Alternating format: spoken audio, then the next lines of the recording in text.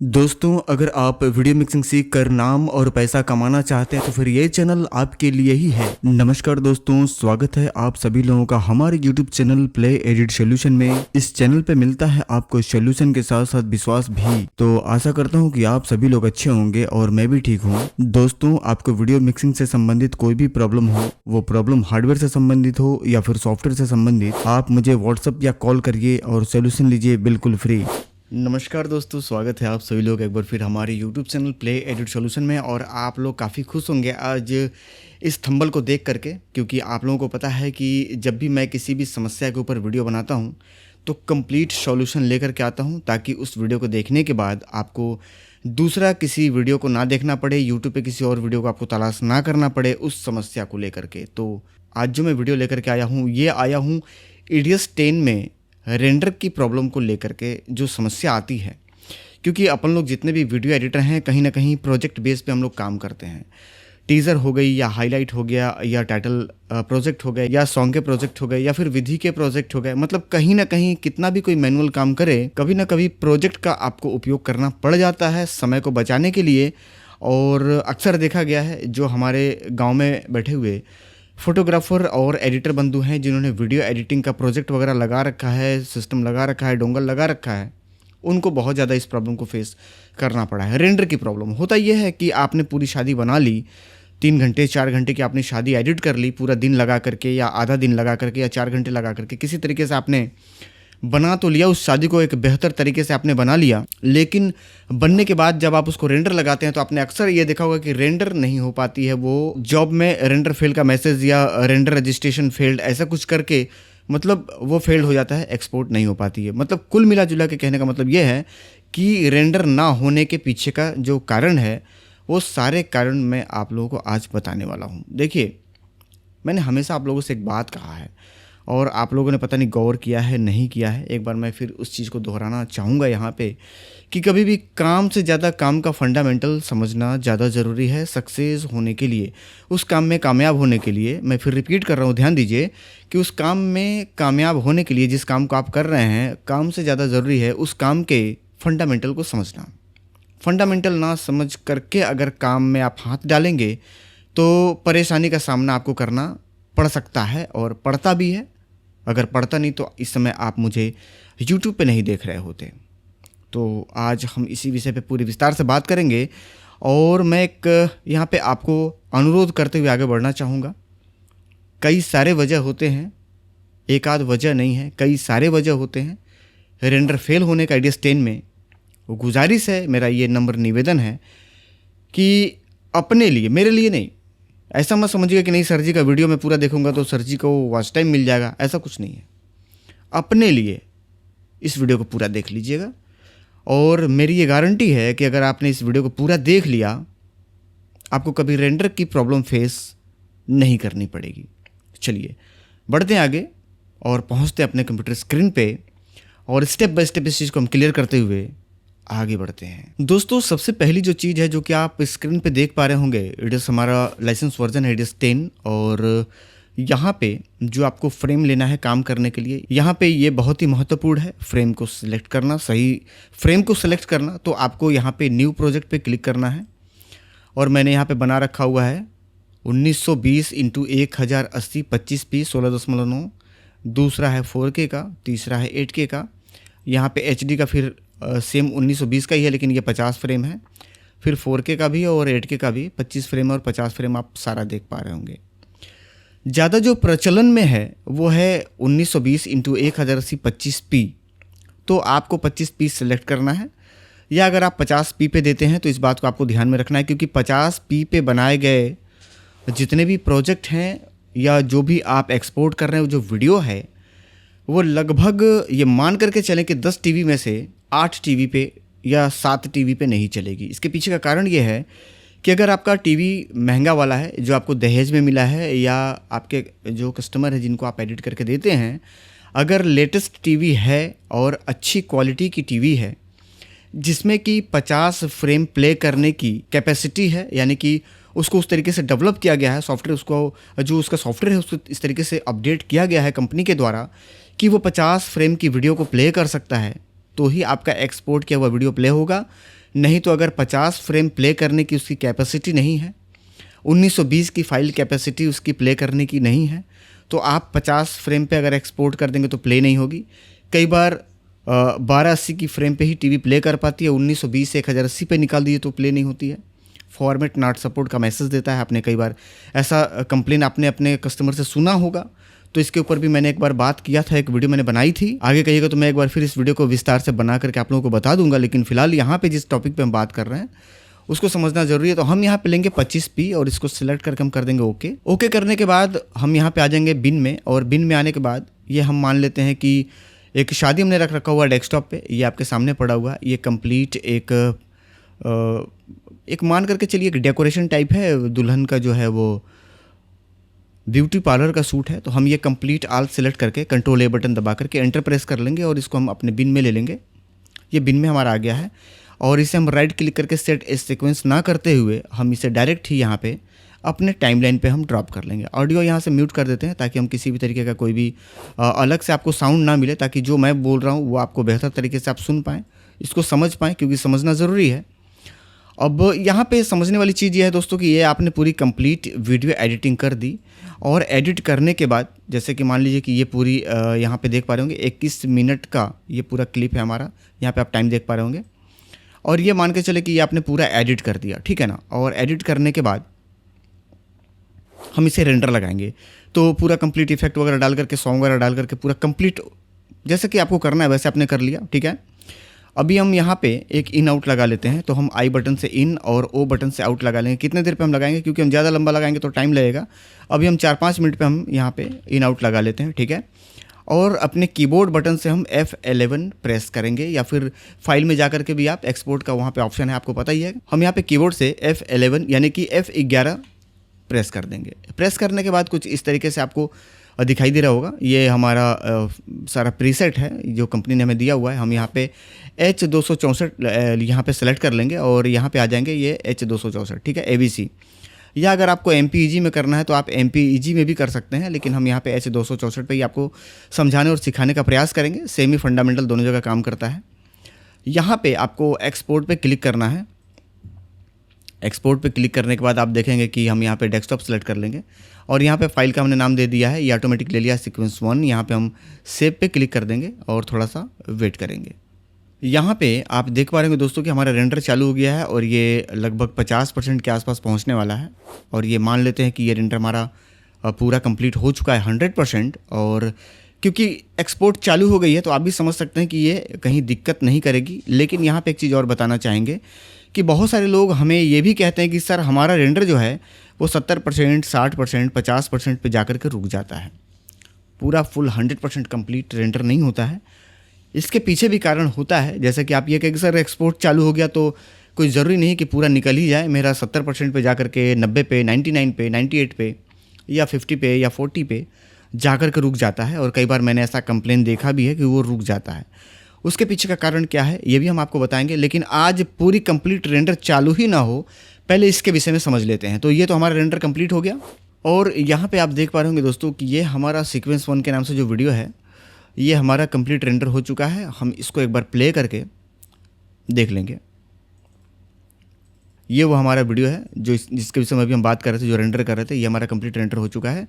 अभी इसको हम बंद कर देंगे और इस विषय पर थोड़ा सा बात करके समझने की कोशिश करेंगे। देखिए, तो यहाँ पे जो सबसे पहला कारण है, यानी कि जो मुख्य कारण है, अक्सर इस कारण के ही वजह से रेंडर फेल होता है जॉब में। जॉब मॉनिटर में जो रेंडर एक्सपोर्टिंग फेल्ड या render registration, job registration failed, इस तरीके का जो मैसेज आता है, इसका जो सबसे पहला कारण है ADS 10 के अंदर, ADS 10 की हम बात कर रहे हैं, 8-9 की हम बात नहीं कर रहे हैं, और हम चलाते हैं लाइसेंस वर्जन। हम फिर आपको बता दें तो यहाँ पे जो प्रॉब्लम आती है ये होती है आपके सिस्टम में इंटरनेट कनेक्शन चालू ना होने का, ठीक है ना। तो आपके जो सिस्टम है उसमें इंटरनेट कनेक्शन चालू होना चाहिए, यानी कि जब भी आप करेंगे काम तो आपके कंप्यूटर में इंटरनेट चालू होना ही चाहिए। अभी आपके दिमाग में एक सवाल और भी चल रहा होगा कि सर मैं पूरी कंप्लीट शादी बना लूँ और शादी बनाने के बाद अगर मैं एक्सपोर्ट के टाइम में रेंडर लगाऊं तो काम नहीं चलेगा क्या? जी नहीं, ऐसा नहीं है।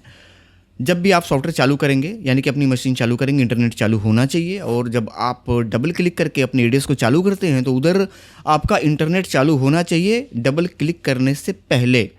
क्योंकि वो अपने सर्वर को कनेक्ट करेगा और सर्वर को कनेक्ट करने के बाद अपनी इन्फॉर्मेशन भेजेगा कि आज मैं फिर पुनः चालू हुआ हूँ इस डेट को इतने बज के इतने मिनट पे और मुझे चालू किया गया है काम करने के लिए। तो वो पूरा कंप्लीट इन्फॉर्मेशन अपने ग्रेस वैली सर्वर को भेजता है, ऐसा मैं जानता हूँ। और आप लोगों को पता ही, मैं हवा में कोई बात नहीं करता, हवाबाजी वाली बात नहीं, जो क्लियर है वही मैं आप लोगों को बताता हूँ। तो वो पूरी कंप्लीट इन्फॉर्मेशन देता है और जब आप उसको बिना इंटरनेट स्टार्ट किए आप जब उसको ओपन कर देते हैं यानी कि स्टार्ट कर देते हैं, तो स्टार्ट होने के बाद जब वो इंटरनेट नहीं पाता है तो वो अपने सर्वर से डिस्कनेक्ट हो जाता है।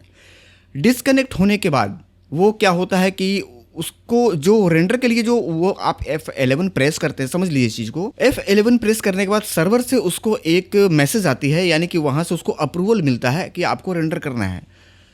इंटरनेट नहीं चालू रहने के कंडीशन में सर्वर से उसको मैसेज नहीं आती है, उसको अप्रूवल नहीं मिलती है और जिसके वजह से आपका रेंडर फेल हो जाता है। ये एक बहुत बड़ा कारण है जो कि हम लोग इस चीज़ को इग्नोर करते हैं। आप में से बहुत मेरे बंधु इस चीज़ को नहीं जानते होंगे और मैं इस चीज़ को दावे से कह सकता हूं कि अगर इस समय इस वीडियो को 1000 लोग देख रहे हैं तो इस 1000 लोग में से सिर्फ 10 लोग ही इस चीज़ को जानते होंगे, 990 लोग इस चीज़ को नहीं जानते होंगे। तो ये एक बहुत बड़ा कारण है इंटरनेट बंद करके ईडीएस चालू करके काम करने का। आपको चालू रख करके ही काम करना है। अभी आपका दूसरा सवाल ये होगा कि सर हमारे पास इतना डेटा नहीं होता, इतना अनलिमिटेड हमारे पास प्लान नहीं है कि हम इतना ज़्यादा डाटा हम रोज़ अपने इंटरनेट में रखें और ख़र्च करें। और मैं क्योंकि गांव का रहने वाला हूं, मैं देहात से हूं, मेरे पास इंटरनेट कनेक्शन उतनी अच्छी नहीं है, उतनी तगड़ी स्पीड नहीं आती है, 5G की कनेक्शन नहीं है हमारे पास, हम किस तरीके से काम करेंगे? बहुत बढ़िया सवाल है। इसकी जवाब मैं आप लोगों को बताना चाहूँगा कि जब भी आप एक्सपोर्ट करते हैं तो किसी भी तरीके का कोई डेटा खर्च नहीं होता है। ऐसा मत समझिएगा कि 1-8 GB 2 GB 4 GB 5 GB data रोज़ खर्च होगा, ऐसा नहीं है। डेटा नहीं लेता है ये, बिल्कुल कुछ भी डेटा नहीं लेगा। अगर आपके पास 100 MB डेटा है तो आप 24 घंटा काम कर सकते हैं 100 MB डेटा के साथ ईडीएस पे, ठीक है। और ऐसा नहीं कि 5G की स्पीड रहेगी तो ही आप काम कर पाएंगे। आपके यहाँ 3G 4G कुछ भी है, 5G कुछ भी है, अब तो 4G से नीचे कहीं रहा नहीं। आप सिर्फ कनेक्ट कर देंगे, इंटरनेट चालू कर देंगे तो वो सिर्फ सर्वर से कनेक्ट हो जाएगा। तो ऐसा नहीं कि कोई बहुत ज़्यादा फाइल का कोई लेन देन करता है कि डेटा ज़्यादा खर्च होगा, ऐसा नहीं है। बहुत कम स्पीड में भी आपका ये एरर आना बंद हो जाएगा। ये आपके सवाल का दूसरा मतलब जो आपका जो सवाल था उसका दूसरा जवाब था कि इंटरनेट ज़्यादा खर्च ना हो, मतलब ऐसा तो नहीं है ना सर कि बहुत ज़्यादा डेटा लगा, तो ये बिल्कुल नहीं है। और स्पीड अगर आपका बिल्कुल कम है तो भी आपका काम हो जाएगा। अब आपका तीसरा सवाल ये होगा कि सर आप कह रहे हैं कि 100 MB पर मेरा जो है ये इंटरनेट कनेक्ट करने के बाद 1.5 GB मुझे मिलता है या 1 GB मिलता है या 2 GB का मैंने प्लान रिचार्ज कर रखा है। कुछ ही देर आधा घंटा चलने के बाद मेरा जो सिस्टम है ये पूरा डेटा पी जाता है और मेरे मोबाइल पे मैसेज आता है कि सर 50% डेटा मतलब आप यूज़ कर चुके हैं। जियो से आता है ना मैसेज 50% पे 70% पे ऐसा मैसेज आता है, तो आपको आ जाता है। बिल्कुल सही बोल रहा हूँ मैं, आप लोग इस परेशानी से रूबरू हैं, फेस करते हैं, मुझे पता है क्योंकि मैं खुद इस लाइन से बहुत लंबे समय से जुड़ा हुआ, तो मुझे पता है। वहाँ पे आपका जो ईडीएस है वो डेटा नहीं ले रहा है, आपका जो सिस्टम का अपडेट है, ऑटो अपडेट जो चालू है, इसके वजह से आपका डेटा खर्च हो रहा है। तो आपको ऑटो अपडेट बंद कर देना है। अभी आप कहेंगे सर ऑटो अपडेट, ये आप नई बीमारी बता दिए सर, ये कहाँ से बंद होगा, एक बार वो भी बता दीजिए। तो मेरे चैनल पे मैंने एक वीडियो बना रखी है कि विंडोज़ 10 के अंदर ऑटो अपडेट बंद कैसे करें, इस नाम से वीडियो है।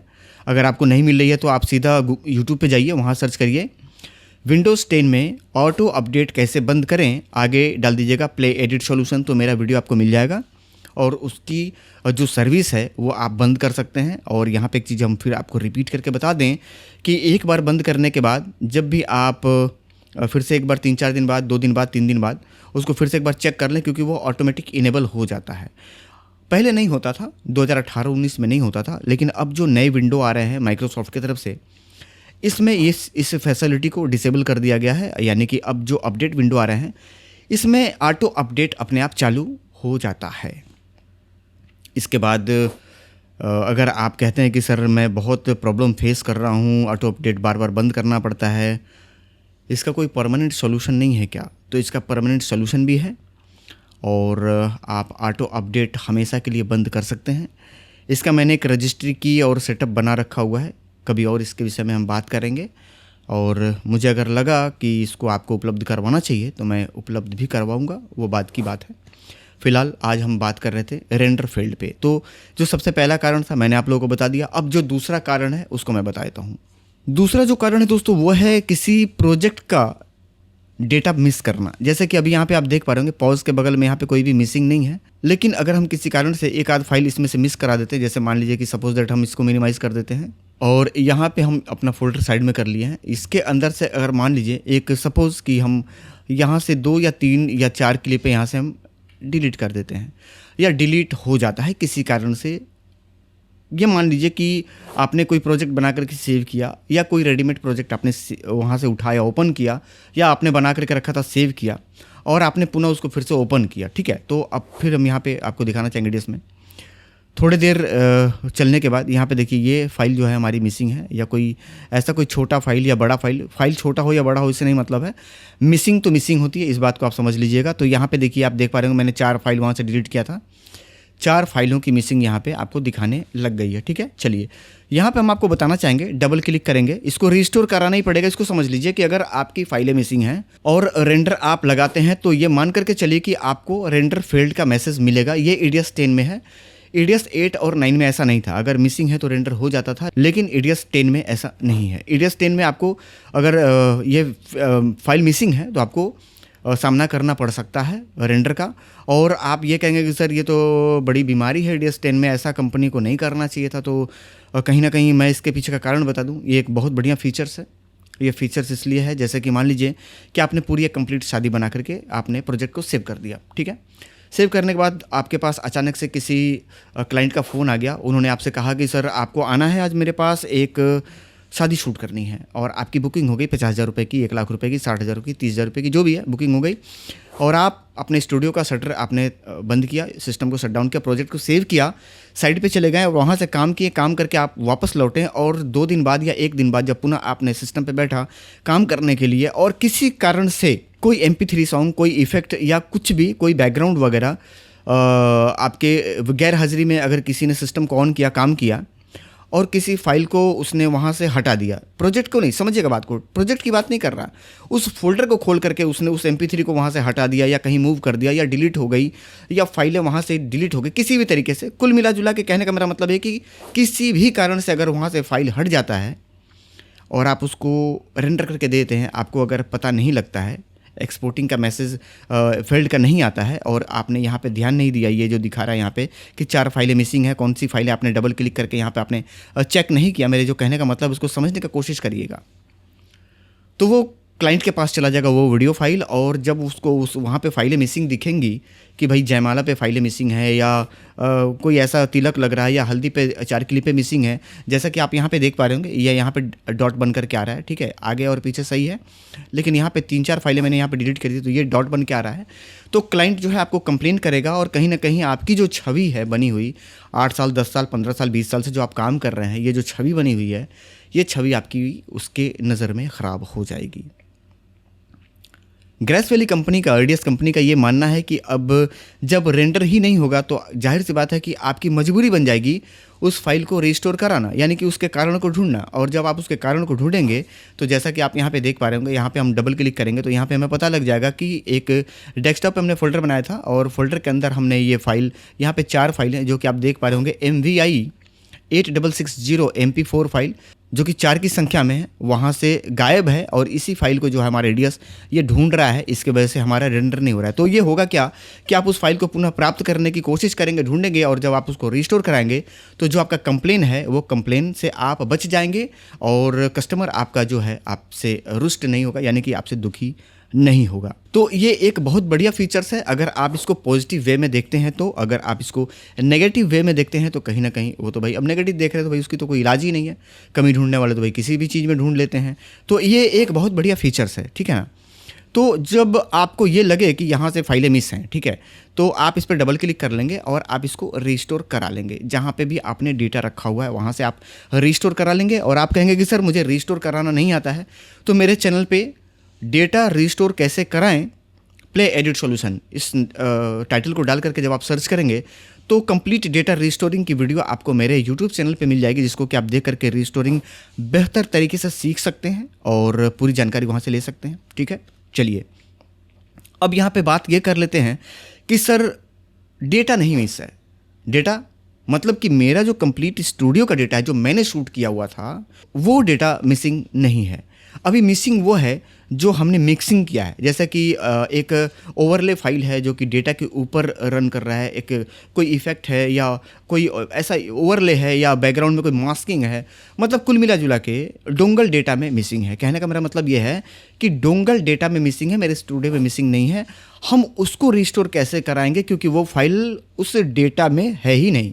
और ऐसा बहुत बार देखने को मिला है कि जो डोंगल आप यूज़ कर रहे हैं, मैं यहाँ किसी कंपनी की बात नहीं करूँगा, मैं यहाँ पे किसी को ये टारगेट नहीं करूँगा कि मैं फला कंपनी की बात करके, किसी भी कंपनी का आप डोंगल यूज़ कर रहे हो, मेरा ही क्यों नहीं यूज़ कर रहे हो, वहाँ अगर आपको 2-3 फाइलें, 4 फाइलें, 10 फाइलें, 20 फाइलें रिस्टोर नहीं है, आप उसको जा करके पहले मैनुअल रिस्टोर कराइए। और जब आप पूरी तरीके से ये निश्चित कर लीजिए कि वाकई में डी ड्राइव में उस प्रोजेक्ट वाले फोल्डर यानी कि डेटा वाले फोल्डर में वो चीज़ है ही नहीं, यानी कि वो बैकग्राउंड कंप्लीट मिसिंग है 101%, अब हम क्या करेंगे, किस तरीके से रिस्टोर कराएंगे? तो उसका भी तरीका मैं आपको बता देता हूँ। जैसे मान लीजिए कि यहाँ पे कि ये डेटा ही है, मतलब डेटा मतलब अब ये इसको आप कैमरे का डेटा ना समझ करके इसको आप ये समझ लीजिए कि ये स्टूडियो का जो आपको डोंगल का डेटा है वो डेटा है, ये मिसिंग है। ठीक है, अभी आप क्या करेंगे कि कंप्लीट रिस्टोर तो इस तरीके से होती है, आपको पता ही है। यहाँ पे आप क्लिक करेंगे और सिलेक्ट रीलिंक फोल्डर करके आप जाएंगे। तो सेलेक्ट फोल्डर आपको नहीं करना है, क्योंकि आपने फोल्डर पे कर लिया था, आपने ये पता लगा लिया है कि फोल्डर के अंदर वो डेटा है ही नहीं।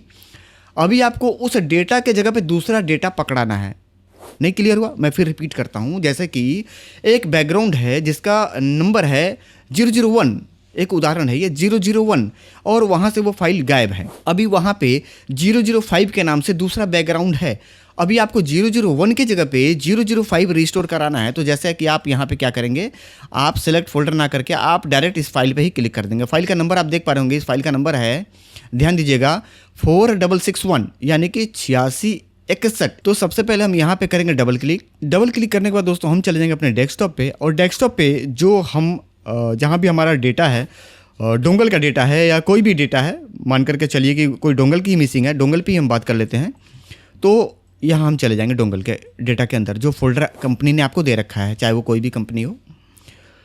और ये स्टूडियो का डेटा ना समझ करके इसको आप थोड़ी देर के लिए ये मान लीजिए कि ये कंप्लीट डोंगल का डेटा है। अभी जो हमारा फाइल यहाँ पे ढूंढ रहा है, यहाँ पे आप देखेंगे ये फाइल ढूंढ रहा है हमारा MVI 8661, और अभी हम प्रयास करेंगे किसी दूसरे फाइल को पकड़ाने का।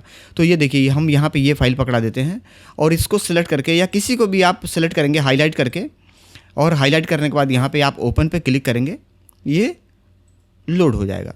ये देखिए ये जो आपका 8661 था, इसके जगह पे हम दूसरा फाइल दे दिए हैं, और यहाँ पे हम कर देंगे ओके, और आप देखेंगे इसके जगह पे ये दूसरा फाइल हमारा यहाँ पे ऑलरेडी रिस्टोर हो चुका है।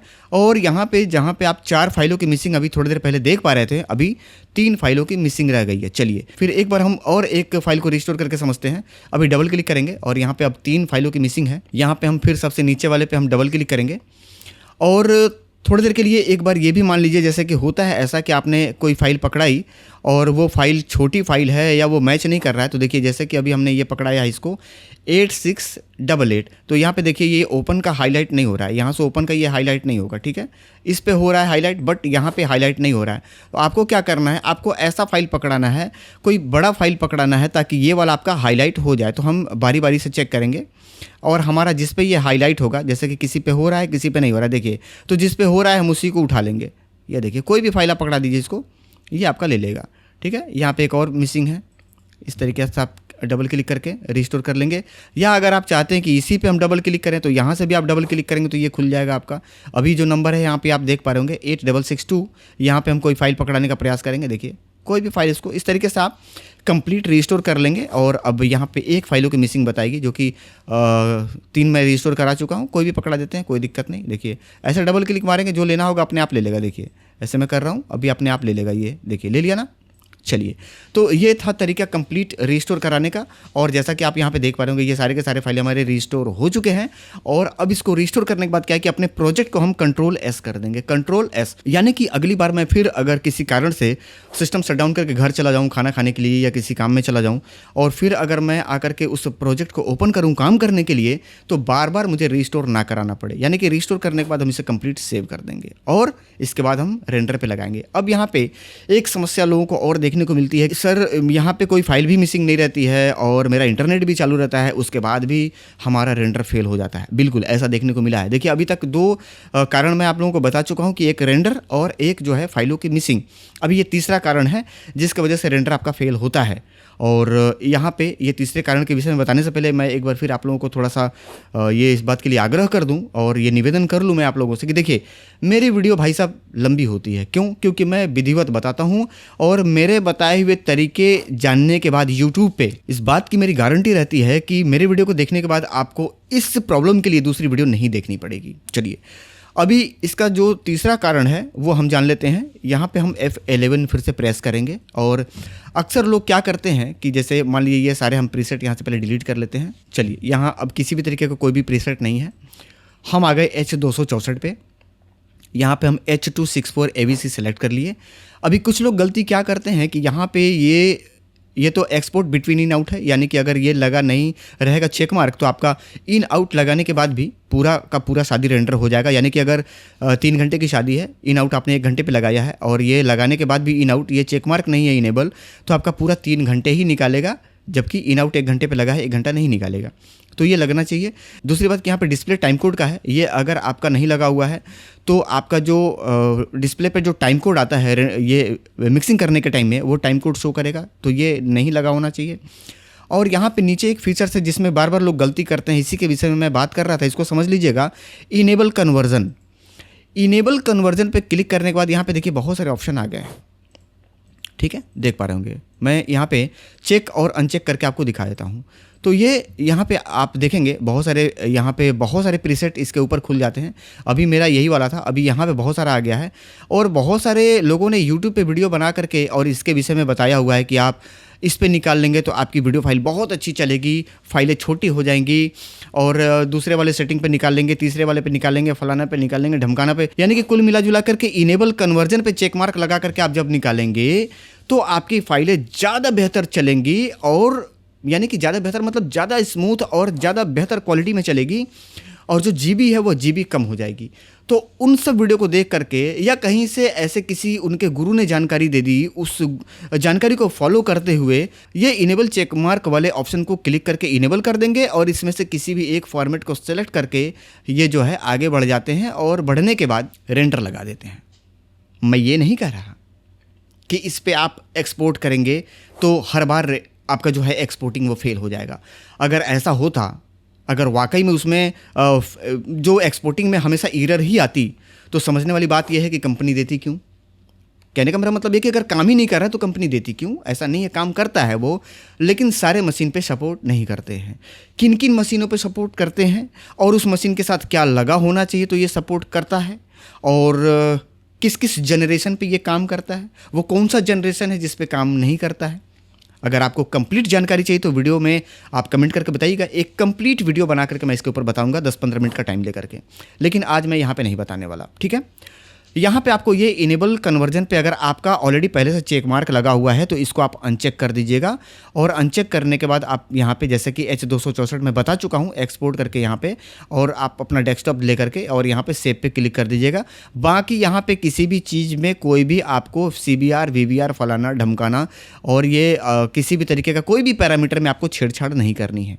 इधर वीडियो का पैरामीटर है, देख रहे होंगे आप, वीडियो सेटिंग यहाँ पे लिखा हुआ है, इधर ऑडियो सेटिंग लिखा हुआ है, ऑडियो का पैरामीटर है। इसमें दोनों में से आपको किसी में भी कोई भी छेड़छाड़ नहीं करनी है। अगर आपको पूरा कंप्लीट जानकारी नहीं है तो फंसेंगे आप, पक्का फंसेंगे आप, ठीक है।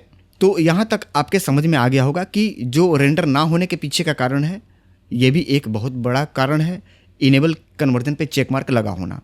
अभी हम चौथी जो प्रॉब्लम है उसके तरफ बात करना चाहेंगे।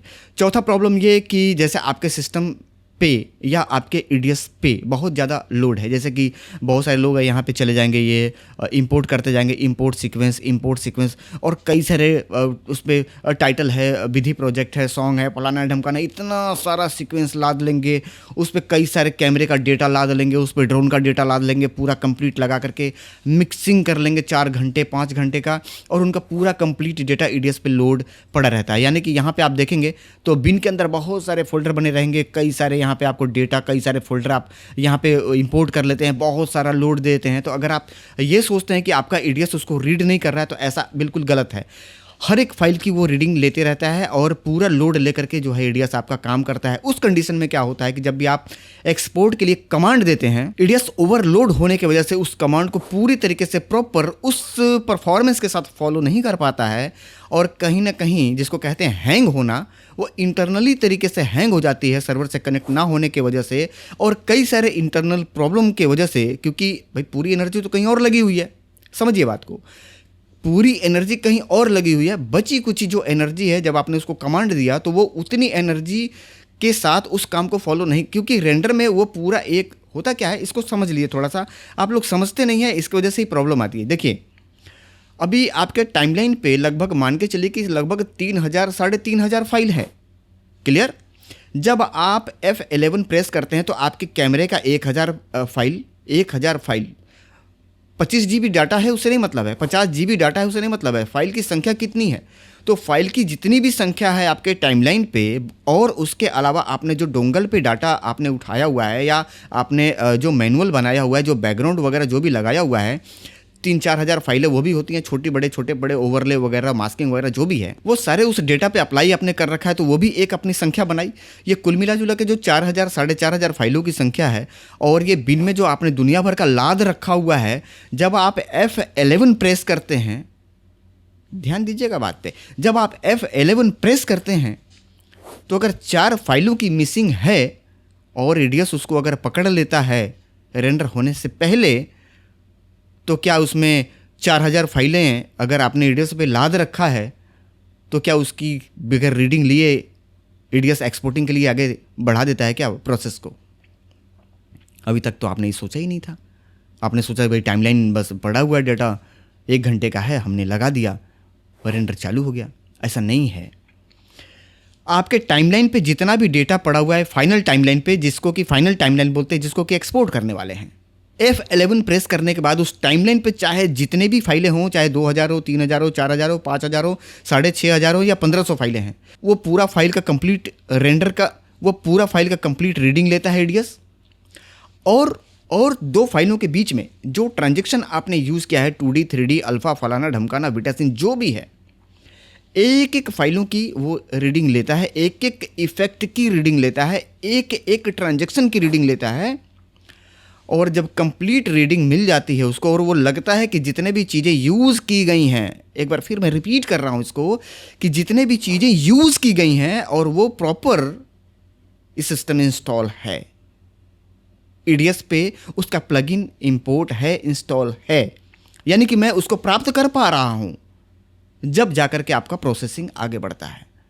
तो उस कंडीशन में आपको अपना जो लोड है ईडीएस का उसको कम कर देना। अब कहेंगे सर क्या डाटा उड़ा दूं क्या टाइमलाइन से? नहीं, डाटा नहीं उड़ाना है, लेकिन बगैर डाटा को उड़ाए, यानी कि फाइनल टाइमलाइन को छेड़े बगैर भी आप अपने ईडीएस सॉफ्टवेयर से लोड को कम कर सकते हैं। अभी आप कहेंगे सर ये कौन सा फंडामेंटल है? बिल्कुल, जैसे कि मान लीजिए कि आपने 4 घंटे का मिक्सिंग कर दिया, 5 घंटे की मिक्सिंग कर दी, 6 घंटे की मिक्सिंग कर दी, फाइनल टाइमलाइन आपका पड़ा हुआ है कंप्लीट मिक्सिंग करने के बाद, MP3 प्लस उसका जो इफेक्ट वगैरह है वो लगाने के बाद, अभी आपको करना क्या है कि फाइनल टाइमलाइन को नहीं छेड़ना है, आपको आ जाना है यहाँ पे, और यहाँ पे आप देखेंगे जैसे कि मान लीजिए ये हमारा फाइनल टाइमलाइन है, हम इसको रीनेम कर देते हैं। ये मान लीजिए कि हमारा फाइनल टाइमलाइन है, हमने इसको रीनेम कर दिया और इस पर कंप्लीट हमने 6 घंटे की मिक्सिंग कर ली। अभी बहुत सारा इधर सीक्वेंस हमने ओपन कर लिया हुआ है और इसमें बहुत सारे MP3 और हमारे प्रोजेक्ट हैं और इसमें गाने वगैरह हैं, फलाना ढमकाना बहुत सारी चीज़ें हैं। मैं थोड़े और खोल देता हूँ। अभी यहाँ पे 14 सीक्वेंस आप देख पा रहे होंगे। मान के चलिए कि हम ये 25-30 गाने हमने, 40-50 गाने, 100 गाने, 150 गाने, 60 गाने, 70 गाने हमने उठा करके अपने फाइनल वाले पे अप्लाई किए हुए हैं। तो आपको क्या करना है कि जब हमारा पूरा कंप्लीट शादी बन चुका है तो यहाँ पे इस पे हम राइट क्लिक करके और यहाँ पे क्लोज ऑल अदर सीक्वेंस पे हम क्लिक करके इसको सारे जितने भी अदर सीक्वेंस है उसको हम बंद कर लेंगे फाइनल वाले को छोड़ करके, क्योंकि मिक्सिंग तो कर चुके भाई।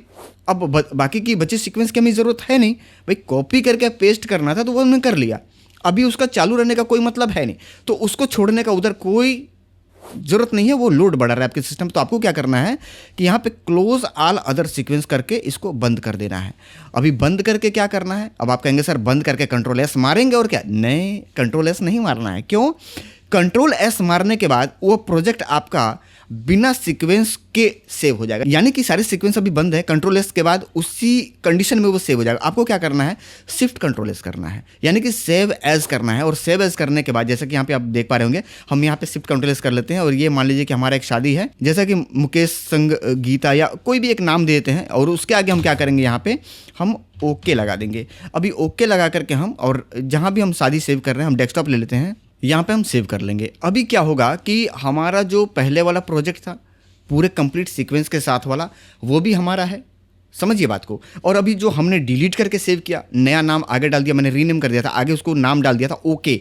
अगर हमें किसी भी तरीके की कोई प्रॉब्लम फेस करने को पड़ा या कुछ दिक्कत हमें लगा, तो जब मन करेगा जब हम वो भी खोल सकते हैं, जब मन करेगा जब हम ये भी खोल सकते हैं। देखिए कभी भी क्या है कि ऑप्शन नहीं खत्म करना चाहिए। जब ऑप्शन खत्म करके काम करेंगे ना तो आप फंसेंगे, ऑप्शन मत खत्म करिए कभी भी। तो हमने इसको सेव कर लिया, और इसके बाद क्या करना है कि हमें आ जाना है अपने बिन में, और यहाँ पे जितने भी फोल्डर खुले हुए हैं, इंपोर्ट जो भी किया है, हमें इसको क्या करना है कि इसको पूरा कंप्लीट सेलेक्ट करके यहाँ से हम इसको डिलीट कर देंगे। तो हमारा बिन यहाँ से हो जाएगा खाली, और हम यहाँ पे अब इसको कर लेंगे कंट्रोल एस। ठीक है, कीबोर्ड से हमने कंट्रोल एस दबा दिया। अभी क्या है कि पूरा हमारा बिन का डेटा हटा दिया एडीएस, और पूरा कंप्लीट टाइमलाइन के बगल में जितने भी सीक्वेंस खुले थे वो सारे के सारे हमने हटा दिए।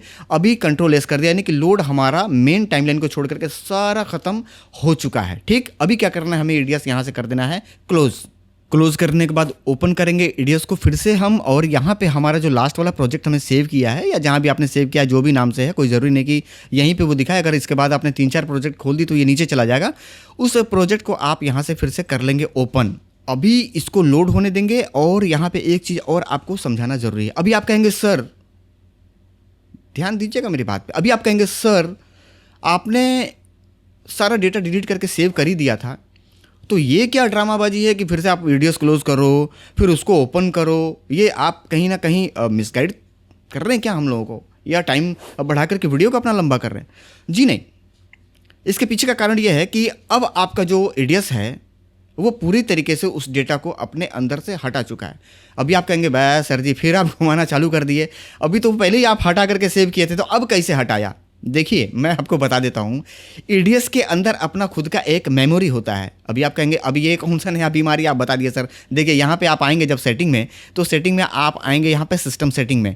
अभी सिस्टम सेटिंग में आप देखेंगे यहाँ पे आएंगे आप एप्लीकेशन में जब आप आते हैं यहाँ पे प्लेबैक में, तो प्लेबैक में यहाँ पे देता है ना, प्लेबैक में यहाँ पे बफर साइज ये 8 GB और ये 15 फ्रेम। ठीक है, इसको हम यहाँ से हटा देते हैं, ओके कर देते हैं। अब समझ लीजिए, इसको थोड़ा सा विस्तार से समझ लीजिए आप। एडीएस पे जब आप पूरा डेटा लोड किए हुए थे, अभी वहाँ से सिर्फ डिलीट करके आपने ओके किया था, तो जो मेमोरी वहाँ से, जो मेमोरी के अंदर जो उसकी कैश मेमोरी होती है, समझिए बात को, हर सॉफ्टवेयर का एक कैश मेमोरी होता है, तो कैश मेमोरी के अंदर जो डेटा उनने कलेक्ट कर रखा था, यानी कि जो डेटा जाम था, क्योंकि कैश तो आप एडीएस को आपने क्लोज नहीं किया था, समझिए बात, एडीएस को आपने क्लोज नहीं किया था, तो वो कैश मेमोरी इसकी खाली नहीं होती।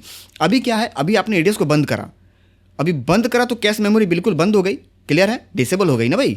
अभी फिर आपने एडीएस को चालू करा, अभी नए सिरे से उस प्रोजेक्ट को आपने लोड किया, तो अब उतना ही डेटा उस कैश मेमोरी में लोड होगा जितना कि आपने, क्लियर है, सेव किया है। ठीक है, समझ में आई बात? ये वजह है एडीएस को पुनः बंद करके दोबारा चालू करने का। अब यहाँ पे आपको चौथा कारण भी पता चल चुका है कि इसके रेंडर ना होने का जो चौथा कारण है वो है कहीं ना कहीं एडीएस ओवरलोड होने का।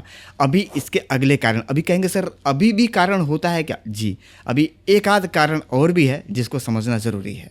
अगला जो कारण है दोस्तों वो है किसी प्रोजेक्ट पे, यानी कि रेडीमेड प्रोजेक्ट पे काम करने के बाद जो उस पर ट्रांजेक्शन यूज़ हुए हैं, जो इफेक्ट या जो फिल्टर यूज़ किए गए हैं उस कंपनी के द्वारा, जिस कंपनी ने उसको बनाया है।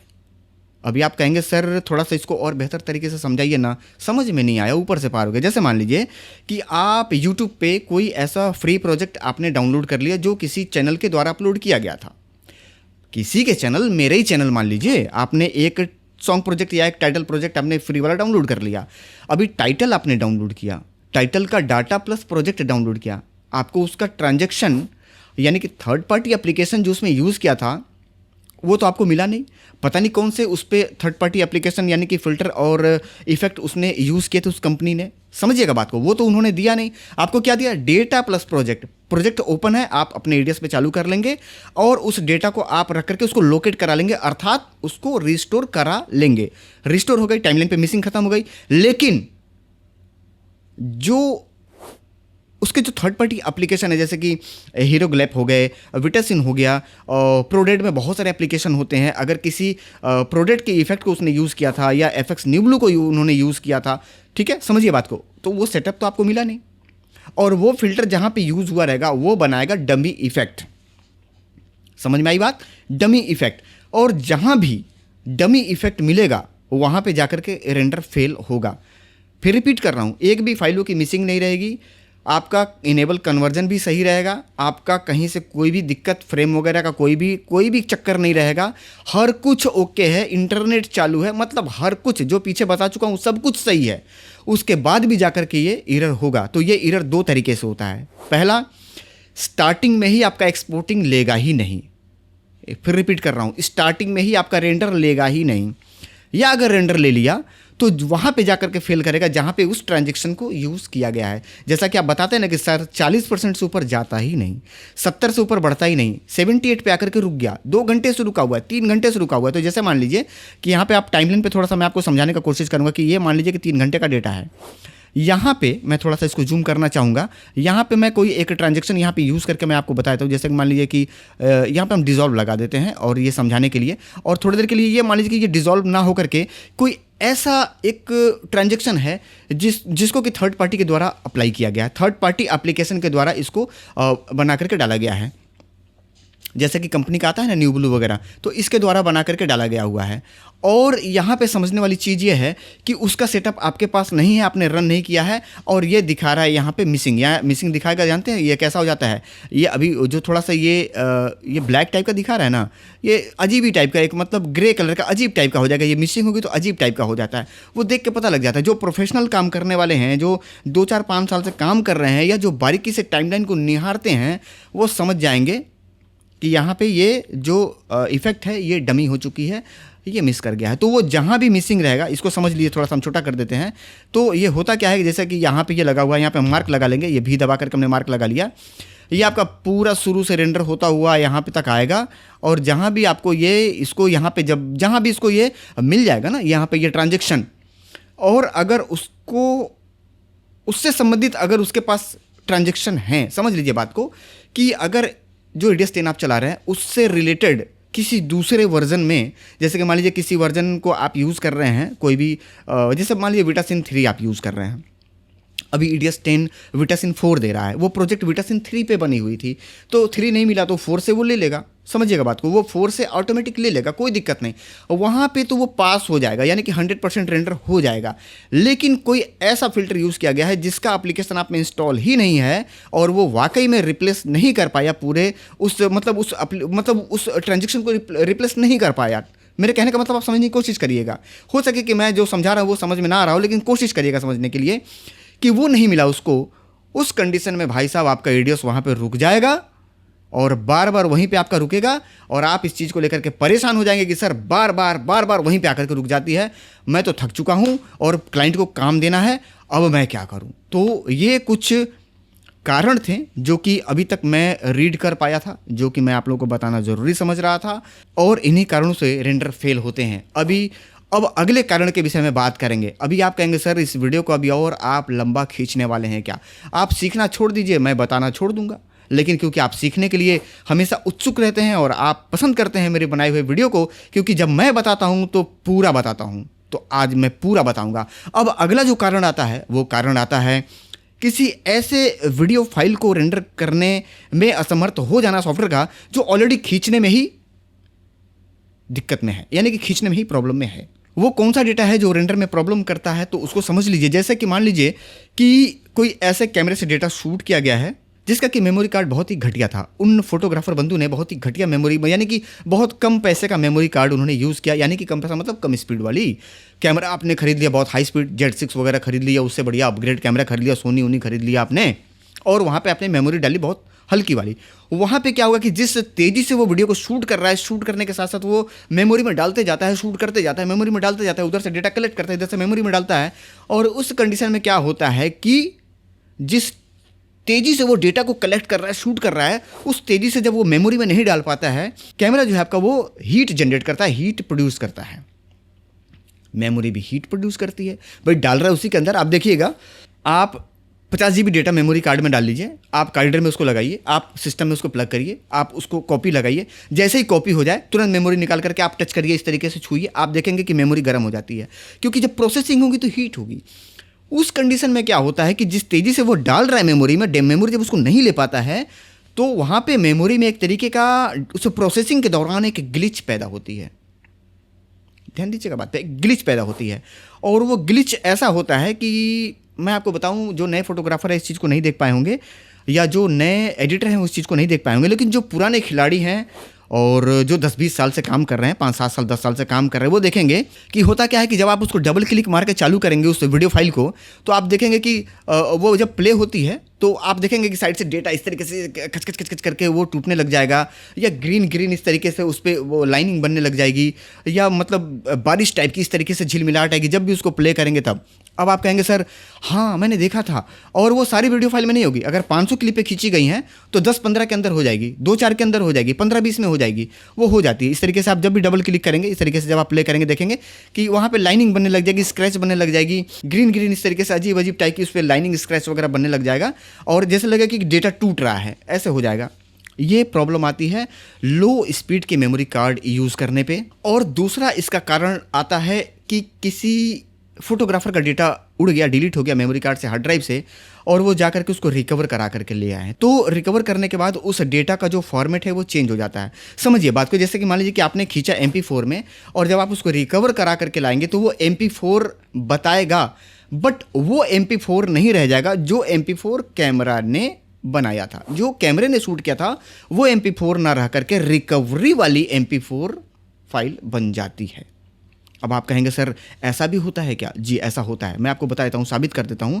आप कैमरे से एक वीडियो शूट करिए, अपने वीडियो कैमरे से एक वीडियो शूट करिए MP4 में, ठीक है, और आप एक मोबाइल से, एक आज के तारीख में जो भी हैवी मोबाइल आ रही है, मोबाइल कैमरा नहीं, मोबाइल कोई भी कैमरा नहीं, एक वीडियो कैमरे से, दूसरा एक मोबाइल से वीडियो शूट करिए MP4 में, और आप उसको फिर EDS पे लोड करिए, बिन से उठाइए, और इसको जब आप प्ले करेंगे कैमरे वाले डेटा को, वीडियो कैमरे वाले को, वो जितना स्मूथ चलेगा, आपका मोबाइल का डेटा उतना स्मूथ टाइमलाइन पे रन नहीं करेगा। आपने देखा होगा ब्लेड रन नहीं करेगी, एक ये कारण होता है, ठीक है। दोनों का MP4 ही, दोनों MP4 ही है, लेकिन ये MP4 अलग बना रहा है, वो MP4 अलग, वो कैमरे का MP4 है, ये आपका मोबाइल का MP4 है। अब आप कहेंगे सर थोड़ा सा और इसमें समझा सकते हैं क्या? जी बिल्कुल, कैमरे का डेटा जो कंपनी ने उसको बनाया है, सोनी या किसी भी कंपनी ने इस सोच को लेकर के बनाया है कि ये एडिट होगी ही होगी, यानी कि इसको एडिट करने के बाद ही देखने योग्य बनाया जाएगा। जबकि मोबाइल कंपनी ने जो इस MP4 फॉर्मेट को यूज़ किया है,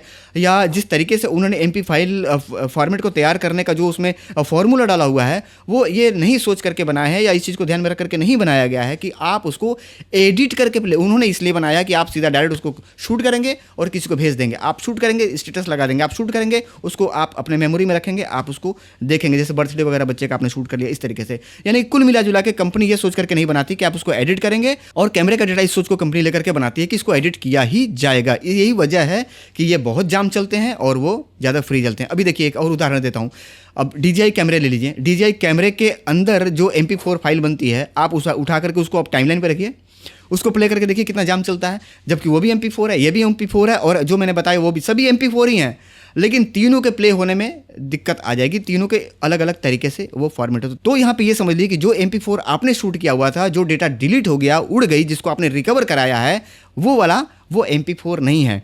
तो रिकवरी का डेटा अगर आपको किसी ने दिया हुआ है तो भी यहाँ पे आपको इस प्रॉब्लम को सामना आपको करना पड़ सकता है, या पड़ता भी है, क्योंकि उसमें वही स्क्रैच वाली वो एक आध फाइलों में मिल जाती है, क्योंकि रिकवरी में 100% रिकवरी कभी नहीं होती है, और वहीं पे क्योंकि डेटा थोड़ा सा क्रैश वगैरह हो जाता है रिकवर होने में। कई बार तो डेटा ज्वाइंट भी हो जाता है। आपने देखा हो कि एक शादी उसकी चल रही है, बीच में गप से दूसरी की शादी आ जाएगी, तो वहाँ भी ये प्रॉब्लम देखने को मिल जाती है। तो ये थी कुछ जानकारी। उम्मीद करता हूँ कि आप लोगों को ये वीडियो काफ़ी पसंद आया होगा, और इस बात की मैं पूरी गारंटी ले सकता हूँ इस वीडियो में कि इसमें ऐसे ऐसे फैक्ट के विषय में मैंने बताए हैं जो कि आप लोगों ने सोचा भी नहीं होगा, और ना ही किसी यूट्यूब चैनल पे इस तरीके का दूसरा जानकारी आप लोगों को आज तक कभी भी मिल पाया होगा।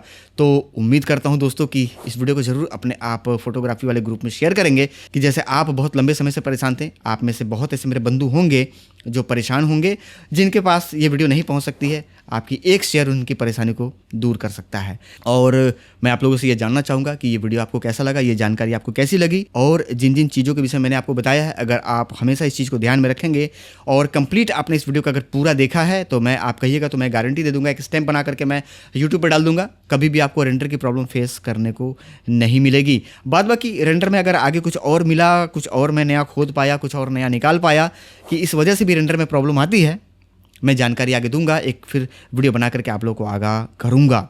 वीडियो अगर पसंद आए, जानकारी पसंद आए, अगर आपको लगे कि हाँ सर जी का काम बढ़िया है और सर जी वाकई में एक बेहतर जानकारी हम लोगों के लिए लेकर के आते हैं, तो मेरे हौसले को बढ़ाने के लिए एक शानदार सा कमेंट मेरे लिए ज़रूर कर दीजिएगा, और इस वीडियो को लाइक कर दीजिएगा। मिलेंगे अगले वीडियो में किसी नई जानकारी के साथ या फिर किसी नए ट्यूटोरियल के साथ। तब तक के लिए आप सभी लोगों को प्यार भरा नमस्कार। जय हिंद दोस्तों।